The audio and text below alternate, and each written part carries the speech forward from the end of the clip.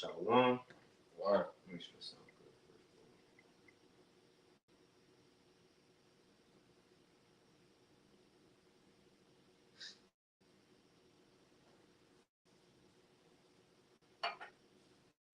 Sound straight.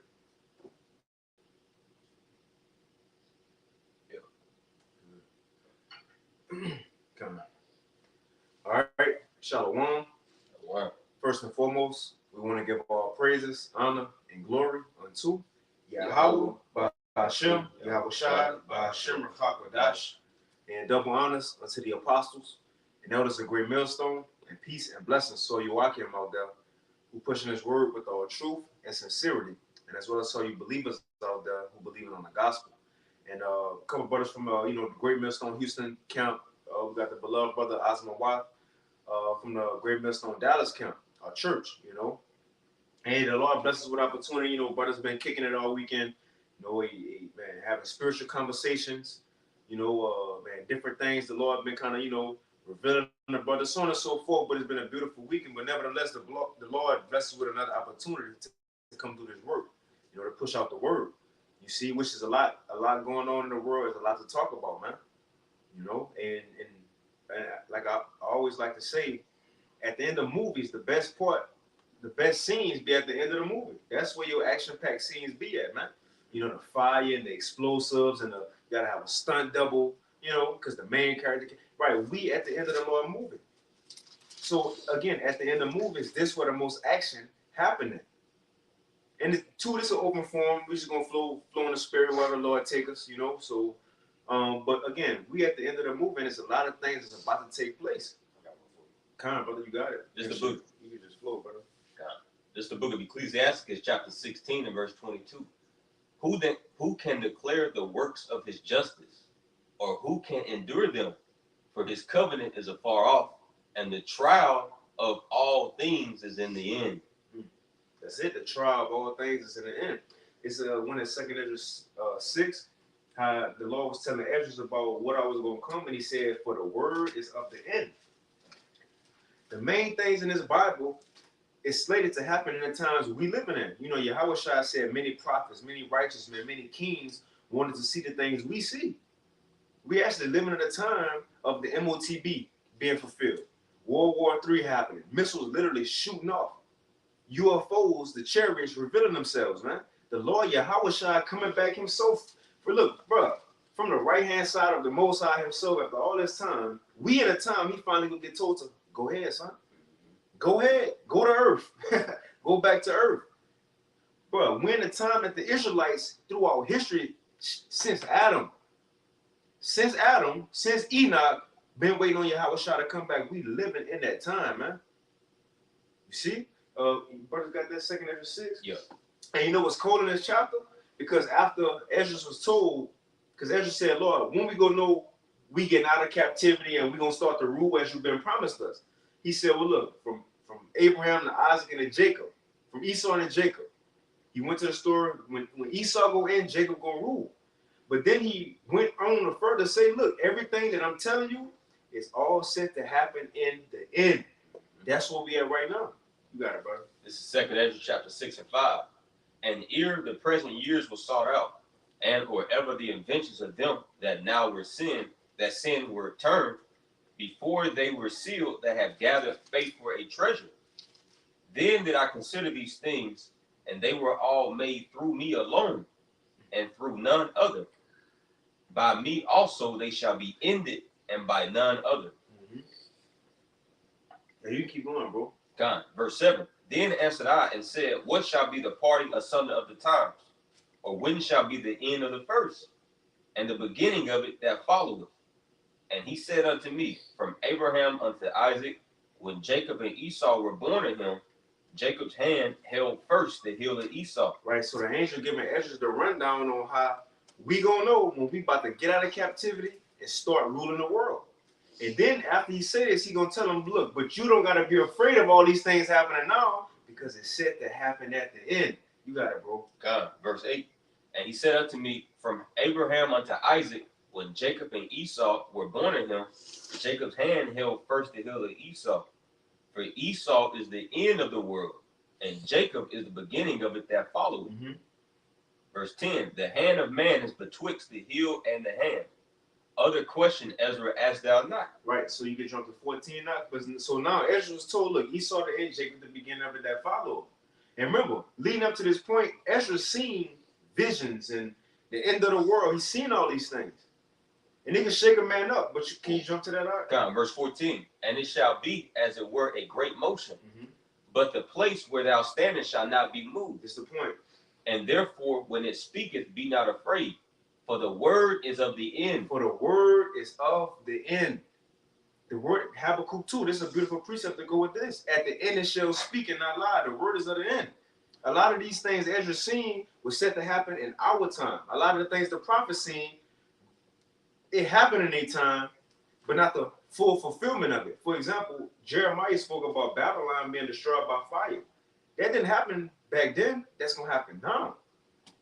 You see? So there's a lot of things going on, man. You know, I just want to, the word is at the end. We living in the times to where all things are about to be fulfilled. Like Judah, the 9th chapter. How the prophet said, Lord, we are here and we are ready. Right. But y'all, you got it. Got a quick one for you. This is Daniel chapter 12 and verse 2. So like in verse 4. But thou, O Daniel, shut up the words and seal the book, even to the time of the end. Many shall run to and fro, and knowledge shall be increased. See? And just, continue this train of thought, man. This goes to show you, this is how we know that we're at the end. First and foremost, because who's predicated, or who is the end? We just read it, 2 Ezra 6 and 9. Esau is the end of the world. You see? So at the latter end of this man's, rule and reign of terror, the Lord has his word going out with free course. To do what? To seal the elect. As we just read in 2 Ezra 6 chapter, those that gather faith for a treasure, those were sealed. And how do we gather that faith? Romans the 10th chapter, faith cometh by hearing the word of the Most High. And the Lord has set that up by doing what? Raising up his prophets in Babylon, as he promised, Jeremiah the 29th chapter, man. And now this word is going out, once, as we said earlier, this word is going out with free course, and the elect is being, woken back up, man. Ezekiel the 37th chapter, those dry bones coming back to life in this valley of shadow of death. You got it. You speaking on it. This brother speaking on the end. This is Isaiah 46 and 9. It says, remember the former things of old, for I am the Most High, and there is none else. I am the Most High, there is none like me, declaring the end from the beginning. All right, so the end was already set by the Heavenly Father. All right, he already had the end in mind. So, and the thing that that's written in these prophecies, like the brother said, they're going to come to pass, and that's going to come to pass in his time. It says, and from ancient times the things that are not yet done, saying, my counsel shall stand, and I will do all my pleasure. Right, so this is the time all these things, is about to start happening, that the Most High had declared way from the beginning. Okay, and these are the things we're supposed to be waiting for, because or wanting to happen, because after these things happen, then we can get our kingdom. Okay. This is Ecclesiastes chapter 7 and 7. Better is the end of a thing than the beginning thereof, and the patient in spirit is better than the proud in spirit. I'm gonna read again. It says, better is the end of a thing. You see, and that's the spirit that the elect has, man. The elect is in the spirit of, hastening, the end of this age as we know, this world as we know, the wicked, world of these Edomites, man. You see, so we're looking forward, to this place just totally crumbling. That's why we get excited. We go into these particular news articles, current events. All right, our minds are stayed up on prophecy, all right, because it gives us a time frame or a measuring, a gauge, if you will, right? So we can know that, hey, we're close out of here, man. As the brother just said, because we know that we have a kingdom prepared for us. Abba Ratazah, all right, we be those first fruit spirits to have that first dominion. That's right. And if I can mention too, when we mention the end of the world, it's a fearful thing, right? Mm-hmm. Even before the truth, the end of the world, all these calamities and tsunamis and fires, and a lot of people going to die, and meteors going to hit the earth and destroy her and blow it up. It's like you had that movie 2012, right? So the end of the world is a fearful thing to everybody, but now that we come into truth, we well understand we need the end of the world. And that's what the brothers just beautifully mentioning, man. In order for us to get out of Babylon the Great, to get new bodies, to be in rest first, to finally see Yahweh shines, so he could tell it like he told Thomas, look, touch me, brother. We need all hell to break loose. I like to say the worse it get in this world, the better it is for us. The sooner Esau moving like a flood with great wrath, the sooner we gonna see divine intervention, man. The worse it get in this world, the better it is for us. You see? So while I say, yeah, the end of the world, it is a fearful thing. Yeah, the Lord will put fear into these people. But us as believers, we should be ready for it, man. Because this is good news. That what we've been oppressed in, struggling in, you got to go to work, brothers got car problems, wife problems, children problems, whatever it may be, financial problems. The worse it get, all your troubles being taken away. All these problems we got gonna be taken away. As soon as the economy crash, guess what? You ain't gotta get no more inspection on your car. You ain't gotta worry about the brakes. You ain't gotta worry about that court date you had set, you know. You ain't gotta worry about none of that clocking in, paying, I'm late on my rent, brother. No, all hell broke loose. This we wanted, because now at this point, the people in the world who backbone is the things of this society, what you gonna have now? But for us, once the society break down, guess what we gonna have? We still gonna have the source of all things, Yahweh Bashim Yahweh Shai. We don't need this society to have a house, you know, the HOA is to get a house. We don't need to go to HEB, Kroger, or Publix to get some food, man. Once this stop, it stopped for the people in the world. It don't stop for us. The law still controls you. You got it, brother. I said that's when the righteous is really gonna shine during that time. That's how you're gonna know it. So the Lord said, "Hey, you shall know who my elect is." Hey, you think He gonna show that? That's right, brother. Hey, it said, and I'm gonna get this for you too, because you mentioned it. But to line back on what he just said, the scriptures do say, "Then shall you be known who are my chosen." It's gonna have to be an outward difference between us and them. Not just our clothes may be clean, their shit may be dirty. We may be, you know, brothers got a gut, they ribs showing. But even the way we gonna be carrying ourselves in these times gonna be different. Men gonna be panicking, looking at their wife like, babe, what should we do? Lord willing, we should be able to walk around these times, Isaiah 33:6, understanding what's going on, why it's happening, what's coming. We was told already. Come on, man, it ain't no surprise. We was told already. I got a quick one for you. Kind of, brother. You broke down this 2nd Ezra chapter 2 and verse 27. I'm starting with verse 26. The point is in verse 28. As for the servants whom I have given thee, there shall not one of them perish. Right. You can't stop the elect from being the elect. They're going to be the elect regardless, man.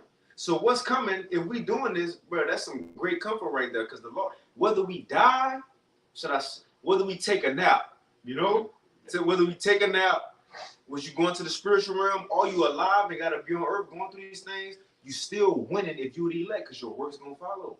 And if you're on earth, you still adding into your works, man.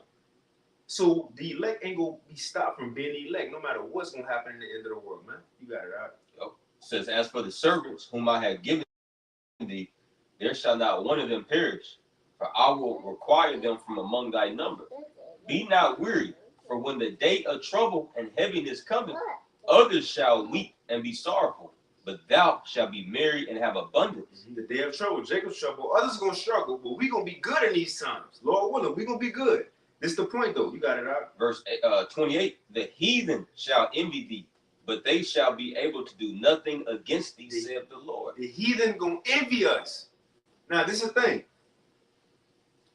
Could they envy anything spirit? Because envy is when, oh, that nigga got that. I want that. I want that. Mm-hmm. Oh, man, he doing it. You got to see something. You got to be, they can't envy the Holy Spirit in us. Right. They ain't going to better envy the Tawah, the Rachakodash, the Yahweh, Yahweh Shai. They can't envy that. Because Scripture tells us, you know, to covet, like for spiritual things, covet to prophesy. That's a good thing. Mm-hmm. You know? The thing is, they can't envy because they can't see the Spirit. Yep. So the show is going to be an outward difference in Jacob's trouble between the people in the world and the elect. They're going to see, hold on, this nigga different from us. All right. He different from us. Why his clothes clean? Why he look like he just ate? they gonna have, it's gonna be an outward physical difference between us and them for them to envy something. The Egyptians envied Israel during the time when the Most High was bringing them plagues, and they seen that it wasn't happening to the Israelites. They're like, Solomon went into it, like they envied us. Yep. Remember Pharaoh sent this man? Like, man, we'll see if the Israelites' cattle died. Pharaoh couldn't do nothing.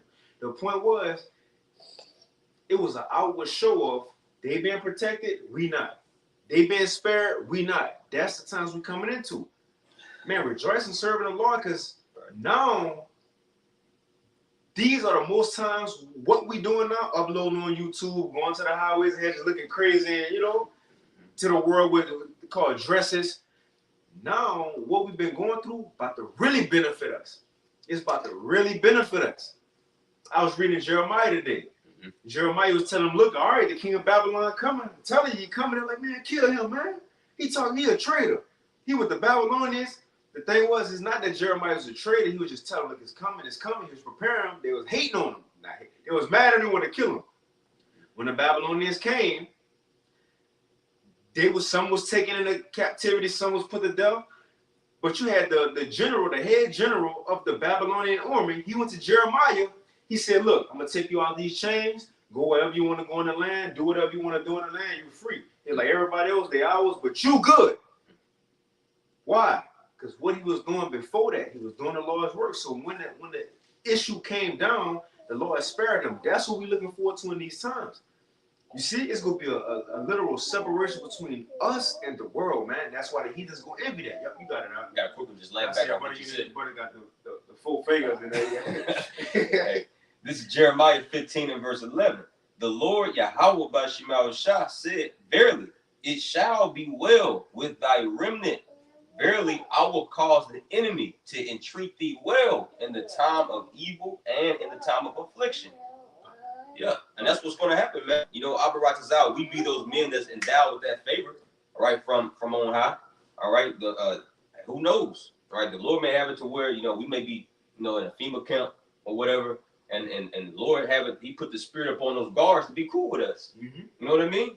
He said that, you know, it's going to be well with thy remnant in the time of evil. The enemy's going to entreat you well, man. You know? And we see a lot of examples of that throughout the scriptures, man. The brother just, you know, went into the example with Jeremiah. All right, you look at how they treated Daniel, Joseph. Paul, and remember the prison gates open? Yep, exactly, man. Proverbs the 16th chapter, when a man's ways please the Lord, he maketh even his enemies to be at peace with him, man.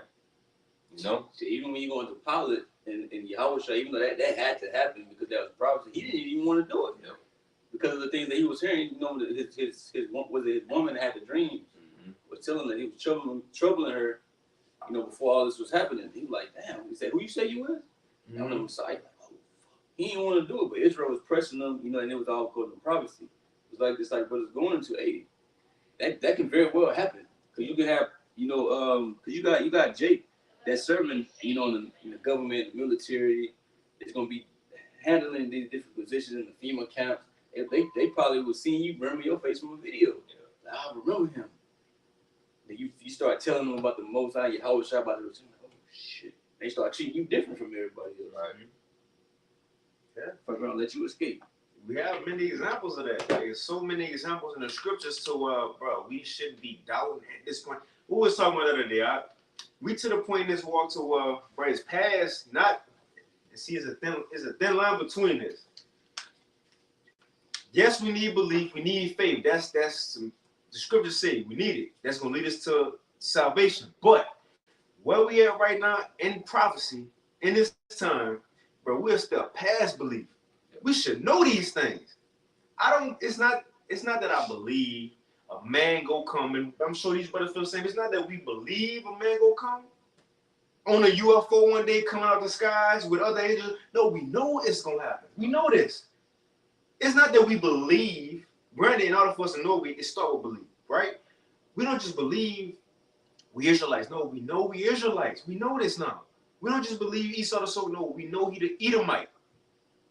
So-called white people. We don't just believe America is Babylon the Great. We know it.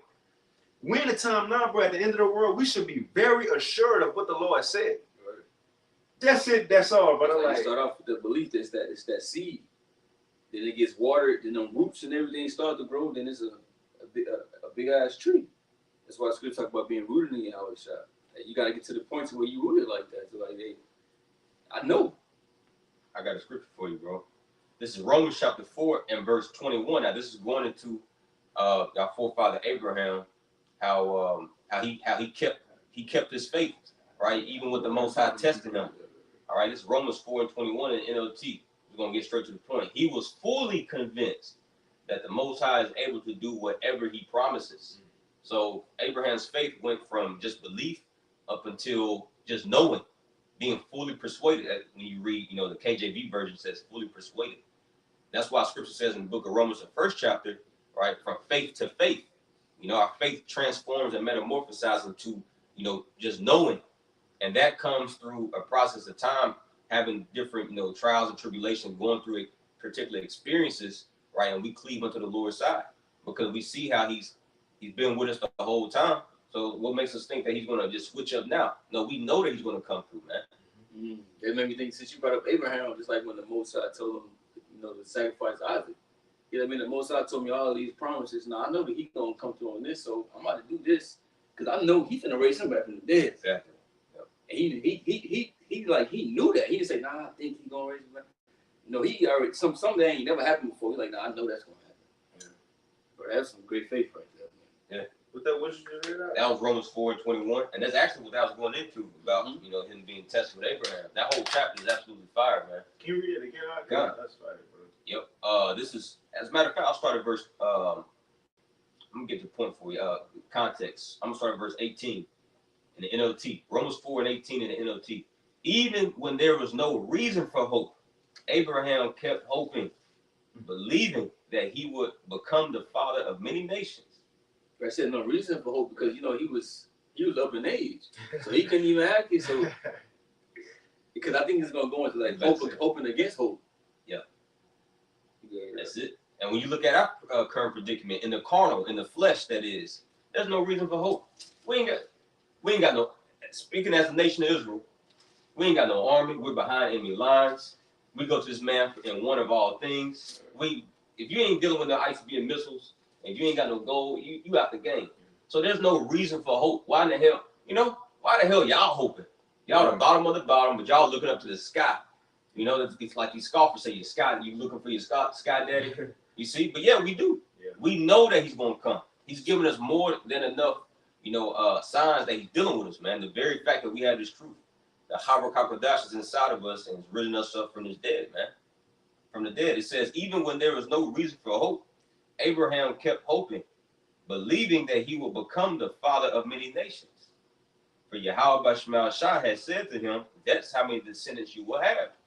And Abraham's faith did not weaken, even though at about 100 years of age, he figured his body was as good as dead. And so was Sarah's womb. Abraham never wavered in believing Yahweh Bashmal Shah's promise. In fact, his faith grew stronger. And in this, he brought glory to Yahweh Bahashem Yahushua. He was fully convinced that Yahweh Bahashem Shah is able to do whatever he promises. Right. Even though the situation seemed impossible, like this can't happen, but the Most High said that he can do it, he gonna get it done. That's the type of faith we gotta have. Right. And that's what he's looking for. Luke the 18th chapter. When I come, shall I find faith on the earth? Because these particular things that's hitting this planet right now, that's going to continue to grow, right, and spiral down, right? It's going to really shake a lot of people's faith. And this is what we should really be tending to, especially in these times, man. Is our faith, our fear in Yahweh Bashmal Shah. That covers everything. That covers the ground for everything. If you fear the Lord, all the fruits of the Spirit are going to come naturally. You're going to have faith. You're going to have long suffering. You're going to be merciful. You're going to show charity. You see? So that's why scriptures likens the fear of the Lord as into roots. Sirach, the first chapter. As a matter of fact, I'll grab it real quick. So when we examine ourselves, as scriptures, admonish us to, all right, we should be doing a root check, checking those roots. This is Sirach chapter 1 and verse 20. The root of wisdom is to fear the Lord, and the branches thereof are long life. You see, and you look, at a regular, when you got some plants, you look at any type of plant or tree or vegetation, right? Well, that root, right, the health of that root pretty much predicates how healthy that plant is going to be, man. If you got bad roots, if you got, you ain't got no water in it, you got bad soil around it, well, that tree is gonna, it's gonna die, it's gonna wither away. You see? So tending to our fear of the Lord, right? And the Lord is showing us a lot of reasons on the earth why we should fear Him, man. All these particular, disasters, all right, phenomena, all right, things that you just can't explain away. You see all these deaths. You see, the Lord is just killing people by the droves, man. All right, that should drive us to fear the Lord even more. That's it. This is 2nd Ezra 16-74. Hear, O ye my beloved, said the Lord, Yahweh Bashem Yahushua. Behold, the days of trouble are at hand, but I will deliver you from the same. It's like it's going into, brother, the troublous times that we're about to come into is the one the Most High about to overdo himself what he did in ancient Egypt. And all of the plagues and the shit that we see that's about to come down, we can't be scared of that. All right, because the Lord, even though He's bringing all these things down, He said, "Look, I'm gonna deliver you from the same." All right, because Jacob's trouble is gonna happen. We're gonna be in the midst of Jacob's trouble. But He said, "Look, I will deliver you. I'm gonna deliver you from that. I'm gonna take care of you." So no matter what you see with your eyes, right, you just gotta know that the Lord got our backs, no matter what the situation may look like. Because the Lord wants you in these type of situations anyway. So that's gonna give Him more glory and honor from saving you out of the situation that people would have thought that was impossible. And that's going to increase your faith, 100 times more. It said, "Be ye not afraid, neither doubt, for the Most High is your God." What you guys I was about saying too, like, and I want to hit on your point. Now, it's a time like never before. I know it said, the things that was aforetime, the same thing will happen now, right? Nothing under the sun. We're in a different time, so things we're gonna go through ain't written down. None of our forefathers went through it yet. It's a new time. It's a time like never before. A lot of these things won't be written that we're about to experience. So just because we go through it, just because we go through something that's not written, don't think, damn, can the Lord get me out of this? Well, you think about the accounts, wow, nobody ain't go through this one yet. Bro, anything possible with the Lord, but we about to go through new stuff. Don't just look at what our forefathers went through and say, okay, well, we're going to get thrown into jail, just concentration camps, we might get thrown into a fiery furnace, but it's new things. Esau might come with some digital AI torture tactics. We ain't read that in the scriptures yet, but it's new. Guess what? The Lord can still save us out of that too. Go into with the mindset, right? Anything that's about to go on, the Lord, but He created it first and foremost. That's why Yahweh Shai wasn't tripping at the time when Pilate said, well, I got the power to crucify you or let you go. Yahweh Shai said, no, you don't. Father got to give you that first. And if you do it, He gave you that, Come on, man. We come at them times like that. Don't just go in the scripture. Okay, if they went through this, I'm going to go through this. And our forefathers went through this in the Maccabees. We better go through it. There's new things. Even in those new things, believe in the Lord, man. So like it, brother. No, you got it. Nah, you still read, huh? Nah, that's cool. Yeah, that's pretty much it, bro. And bring it out again. If I could add just real quick, and that's the this is why, starting with our apostles, right, our elders, right, and brothers, man, right. This is why, the Spirit is on us, to always speak about the duality of Yahweh Bashem Yahushua, how Isaiah 45th chapter 7th verse, it says, "Behold, I form the light, I create darkness, I make peace, and I create evil." Knowing those both spectrums, those both sides of Yahweh Bashem Yahushua, that gives us comfort. So no matter like what different type of new circumstances may be, new evil that that's going to be coming up on the earth, well, we know that at the end of the day, who is it coming from? It's coming from the Lord. Because even when we read these particular accounts in the scriptures, right, it's not new to us anymore, but particular account, like we were just going to Abraham, that was new.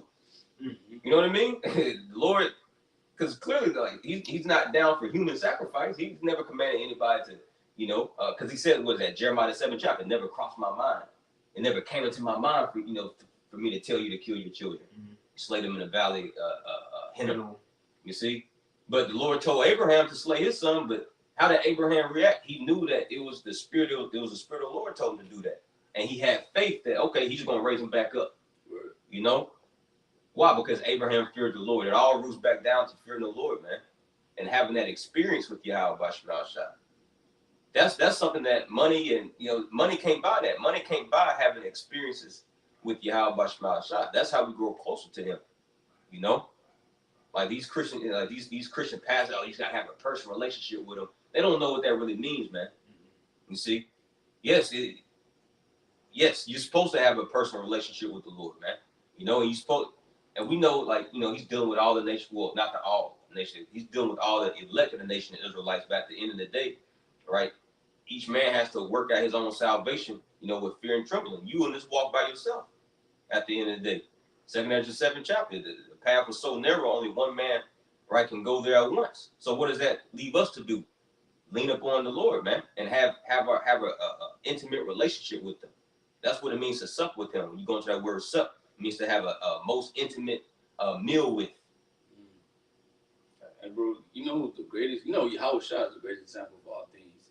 But who was a good example? They say have a personal relationship with the Most High, King David. Yes. When you go through all of his, you read them songs, all the situations that he was in, like the mindset that King David was in. That's the type of mindset that we should have towards the Most High.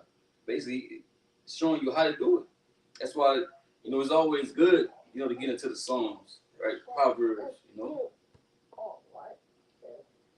As a matter of fact, I got one for you, bro. They come. This is so like, give me 1 second. Let me just find it real quick. I believe it's First Chronicles. Yeah, here we go. First Chronicles chapter 28 and verse 9. Now, this is when King David was given the charge to Solomon, all right, to pretty much build the temple. And this is what he told his son Solomon. He says, First Chronicles 28 and 9 in NLT. And Solomon, my son, learn to know the God of your fathers intimately. Worship, and as a matter of fact, let me go into that word intimately real quick. That's a regular translation? This is NLT. Okay.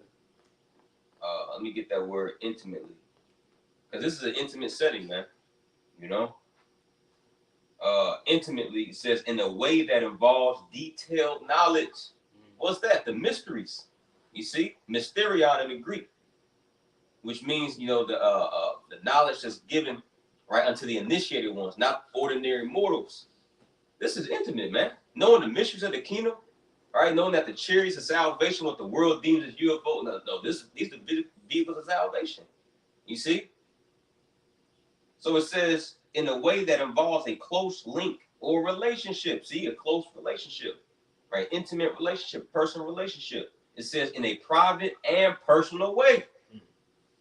So I'm going to go back and read it. First Chronicles 28 and 9. Whatever y'all got. And Solomon, my son, learn to know the power of your fathers intimately. Worship and serve him with your whole heart and a willing mind. For Yahweh Shema Shah sees every heart and knows every plan and thought. If you seek him, you will find him. But if you forsake him, he will reject you forevermore. It's like you was going into that intimately. Like you also mentioned about, through the experiences.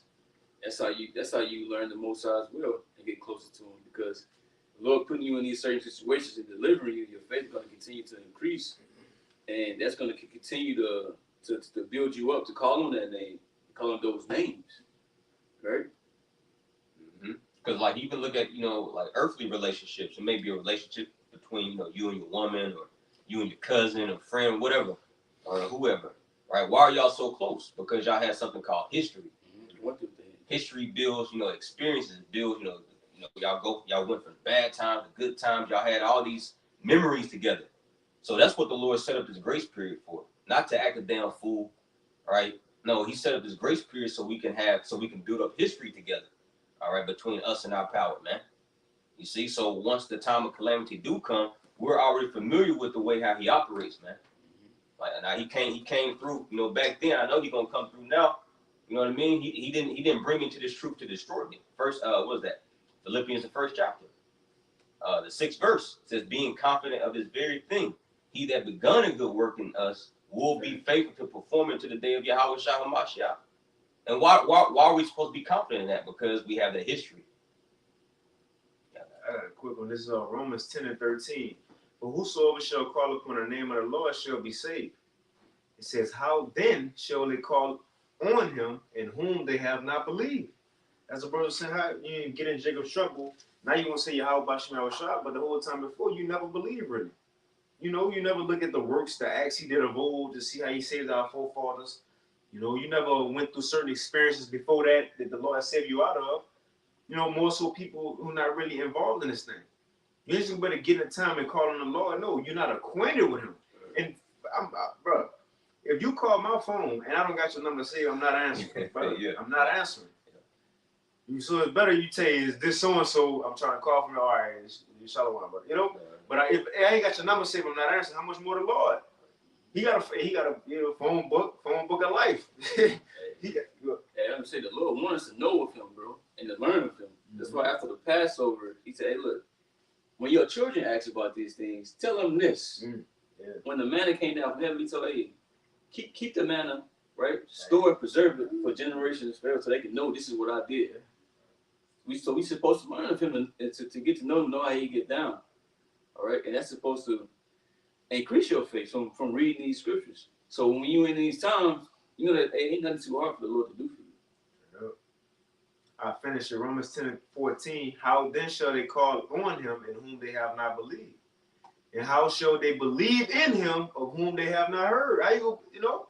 You thinking the Lord gonna save you, but he don't even know you. Yo, ain't cool. You don't even know his nickname Alashai. You don't even know, a lot of Israelites don't even know his real name. They don't even know his real name. You know? So how you gonna call on him when you need him?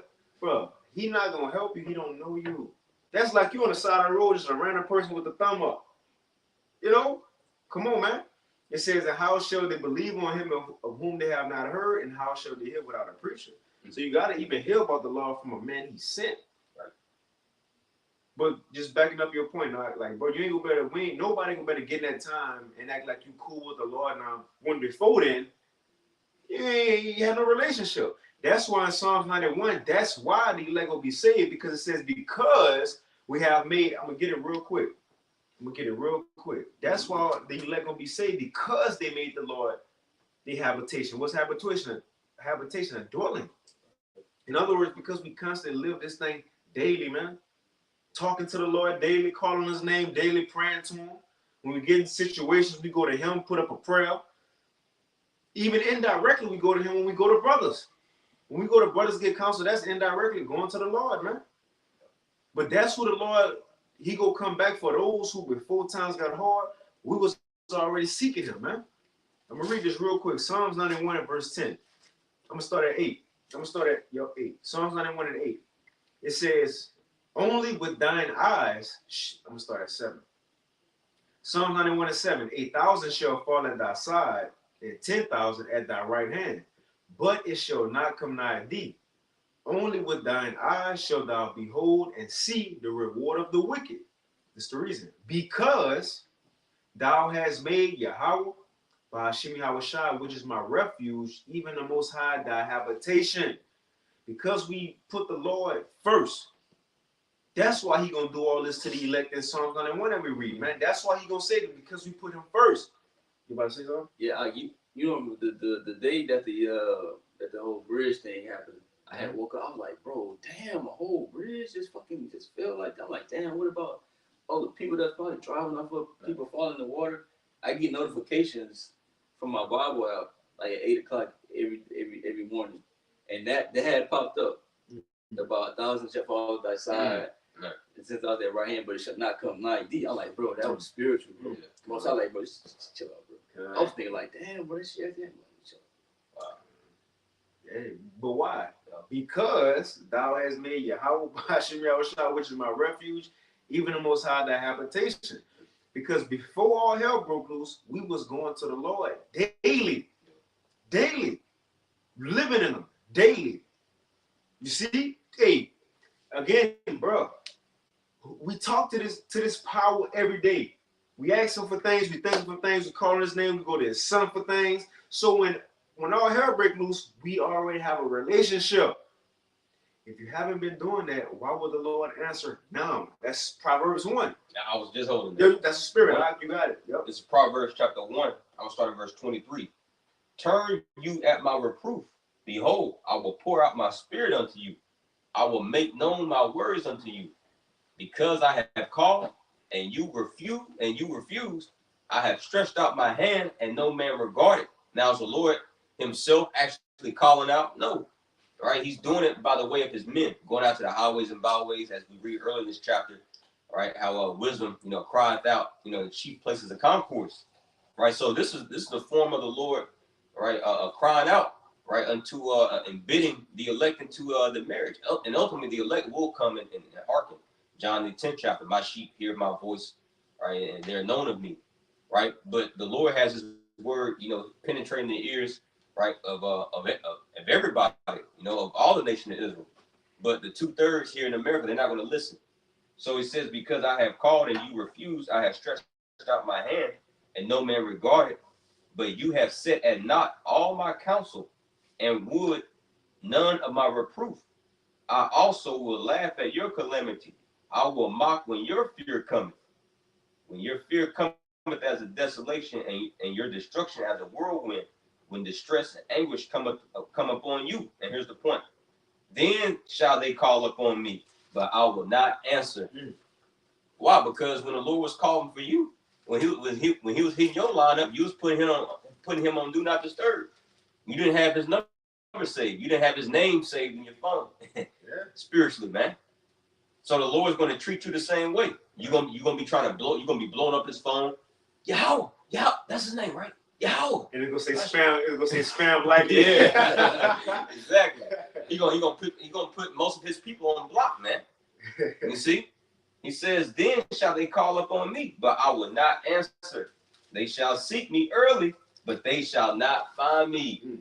See why? Because you didn't seek him early. This is the time to seek the Lord early, meaning before it's too late, man. See, in this grace period, this is time. Was that Isaiah the 55th chapter? Seek me early. So it says, for they had hated knowledge and did not choose the fear of the Lord. See, it all roots back down to the fear of the Lord. They didn't want to fear the Lord, man. You see, they didn't want to stop committing adultery. They didn't want to, start being a brother. You see, they didn't want to, put the blunt down. So the Lord's he's gonna match your energy, man. So that's pretty much the point on that one, bro.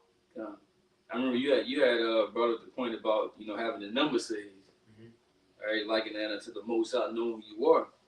Luke 10:20. Notwithstanding, in this rejoice not that the spirits are subject unto you, but rather rejoice because your names are written in heaven. So the Lord knows exactly who you are, right? Just like you read in that Psalms, you make the Lord your habitation, right? And also the Lord said, that He's going to save the elect because they know His name in that chapter. That's why the Lord is going to protect you because He knows who you are, right?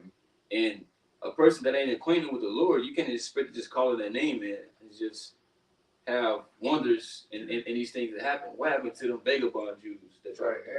They said, Paul, Yahushua, but shit, who the fuck are you? Yeah. Right? And even when Yahushua, Matthew 7, right? He said, I never knew you.